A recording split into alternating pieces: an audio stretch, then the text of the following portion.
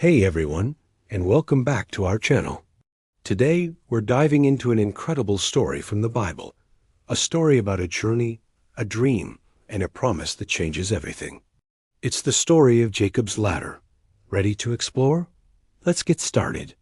Our story begins with a man named Jacob. Now, Jacob was the son of Isaac and the twin brother of a guy named Esau. Jacob and Esau had a pretty complicated relationship. Jacob, with his mother's help, had managed to trick his father, Isaac, into giving him the special blessing that was meant for his older brother, Esau. As you can imagine, Esau was not happy about this. In fact, he was so angry that Jacob had to leave his home in a hurry to be safe. His plan was to travel to a faraway land called Haran to live with his uncle, Laban. So, Jacob packed his things and set off on a long and lonely journey. The road was dusty, the sun was hot, and there were no cozy inns or hotels to stop at. As night began to fall, Jacob found himself in a deserted, rocky place. He was tired, all alone, and probably a little scared and worried about what the future held. With no other choice, he found a smooth, flat stone, laid his head on it to use as a pillow, and fell into a deep sleep right there under the stars. But this wasn't just any ordinary night asleep. That night, Jacob had the most extraordinary dream. In his dream, he saw a massive ladder, or maybe it was more like a giant staircase. It was so huge that its base rested right there on the earth beside him, and its top reached all the way up, disappearing into the heavens. It was a breathtaking sight, a direct connection between the world he knew and the world beyond. And the ladder wasn't empty. Ascending and descending on it were angels of God. Can you picture that? Bright, glorious beings moving back and forth between heaven and earth. It was a scene of constant, divine activity, a celestial highway bustling with messengers. This wasn't just a random dream. It was a vision, showing Jacob that there was a bridge between his world and God's realm, and he was right at the center of it. Then, as Jacob looked up in awe, he saw someone standing at the very top of the ladder. It was the Lord God himself. And God spoke directly to Jacob. He said, "I am the Lord, the God of your father Abraham, and the God of Isaac."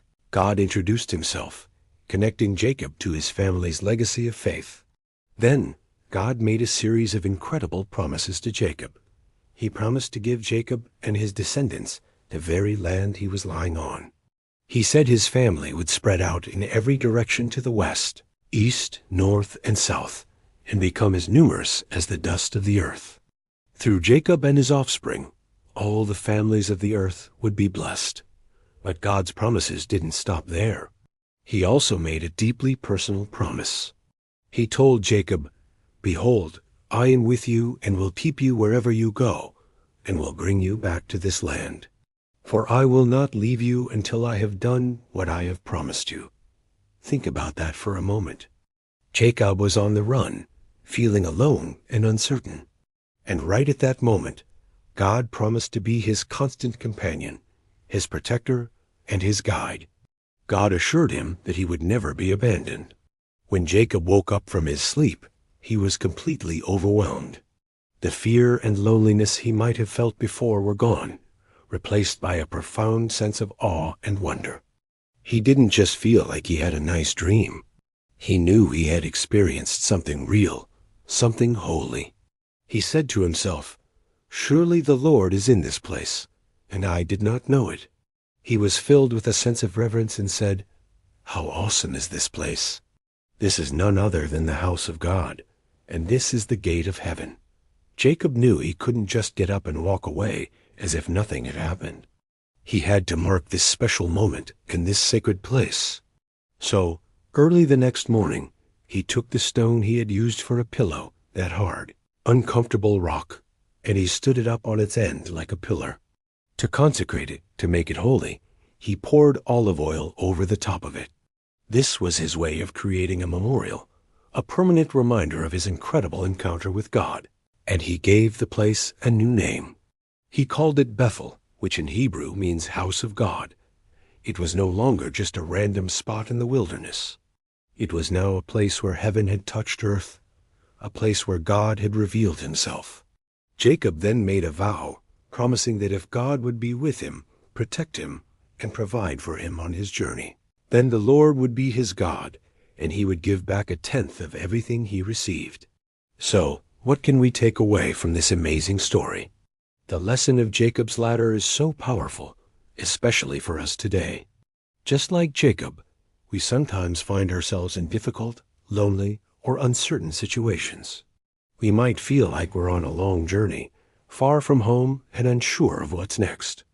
We might feel like we've made mistakes and are running from the consequences. But this story is a beautiful reminder that God is always with us, even when we feel completely alone. He shows up in the most unexpected places, even when our pillow is a rock in the middle of nowhere. The ladder shows us that there is always a connection to God. He is never as far away as we think. He is watching over us, sending his angels to guard us, and he makes promises to us. The biggest promise is that he will never leave us. No matter where we go, what we do, or how we feel, his presence is our constant comfort and our guide. Jacob woke up realizing God was there all along. Our hope is that we can live each day with that same awareness. Surely the Lord is in this place, whether that place is our school, our home, or a challenging situation. He keeps his promises and faithfully watches over us. Thank you so much for joining me for this story today. I hope it brought you as much encouragement as it brings me. If you enjoyed this video and want to hear more stories like it, please give it a thumbs up. And don't forget to hit that subscribe button and ring the notification bell so you won't miss our next video. We'd love to have you as part of our community. Until next time, take care and remember, you are never alone.